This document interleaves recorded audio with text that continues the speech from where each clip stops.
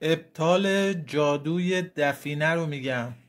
عزیزان، اگر به یه جایی مراجعه کردین، یه دفینه پیدا کردین، دیدین دعا طلسم داره و مشکلاتی هست و نمیتونین اون دعا طلسم رو باطل کنین، کاری که بهتون یاد میدم رو از ترکیب مشت گلاب و زعفران، 5 قطره روغن سیاهدانه، 3 قطره روغن بادام تلخ، 1 قطره خون خروس با هم ترکیب کنیم، با قلم مخصوص نگارش کنیم بر کاغذ زرد بی خط. سید مرتضی حسینی هستم، 72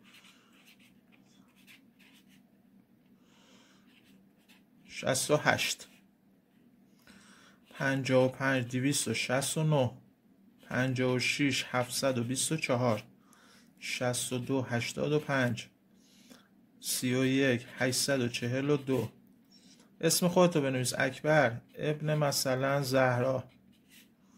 بیا اینجا: 86 436 25 557 61 554 311 67. از ترکیب اینو که بهتون گفتم از چه ترکیبی تهیه میشه، قلمش هم بهتون گفتم. تعداد 10 تا مهیا کنید، به محل دفینه برین، اونجا که رسیدین یه دونه آتش بزنید، اگه برطرف نشد دومی، اگه نشد سومی، همینجور ادامه بدین تا برطرف بشه.